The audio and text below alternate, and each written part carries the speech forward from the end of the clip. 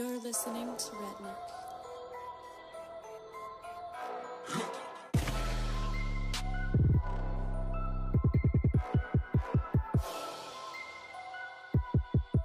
Brigitte, l'épidémie avance et la recherche aussi. Vous nous parlez plus particulièrement ce matin d'un vaccin mis au point par des chercheurs israéliens. Ah! Oui, alors on va rappeler déjà ce qu'est la vaccination, parce qu'en fait, la vaccination, ça ne fait que mimer ce qui se passe à l'état naturel dans notre corps. Lorsque un virus ou une bactérie pénètre dans le corps, ce qui caractérise les microbes, c'est qu'ils ont à leur surface ce que l'on appelle des antigènes, c'est leur carte d'identité. Et donc, qu'est-ce qui se passe quand un microbe pénètre?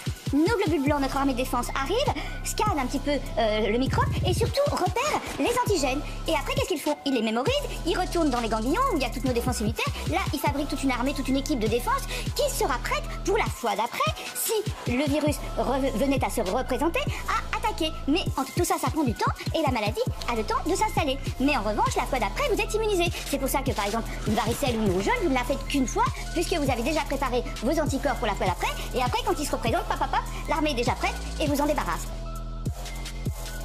Donc la vaccination, ça reprend exactement ce genre de choses. Alors là, les chercheurs israéliens, alors certains vont dire que c'est le hasard, d'autres diront que c'est de la chance. Ils travaillent depuis 4 ans sur un coronavirus de la volaille. Parce que chez les volailles, il y a une bronchite infectieuse terrible. Et donc, ça fait 4 ans qu'ils travaillent là-dessus. Et ils ont trouvé un vaccin.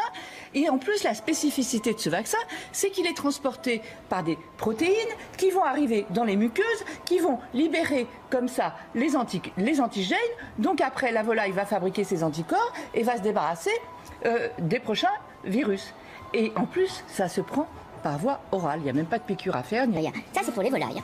Et en fait, quand le Covid est arrivé, quand on a eu le génome du Covid, c'était en janvier 2020, quand le Covid est arrivé, ils se sont aperçus qu'il y avait des similitudes entre les gènes du virus de la volaille et les gènes du virus humain, du Covid-19. Ah! Et là, ils se sont dit, ah papa, on va regarder si vraiment c'est à peu près pareil. Et c'est quasiment la même chose avec les mêmes modes de pénétration.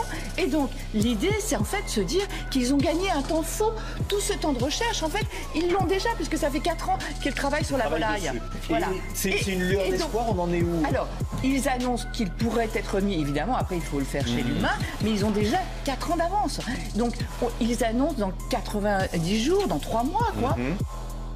Donc il faut évidemment faire tous les tests sur d'efficacité, d'innocuité sur l'humain, mais c'est vrai que si ça s'avère positif, enfin s'il n'y a pas de problème d'innocuité, s'il y a une bonne tolérance, une bonne efficacité chez l'humain, c'est un coup de tonnerre quand même. Voilà. Après, attention, pour l'instant, on attend les études chez l'humain. En sachant qu'il y a aussi tout un tas de chercheurs, d'autres pistes de vaccins, des antirétroviraux. Il y a vraiment, n'oublions pas qu'en ce moment, les chercheurs du monde entier travaillent à trouver une solution pour lutter contre cette épidémie. Et on suit la recherche. Merci Brigitte.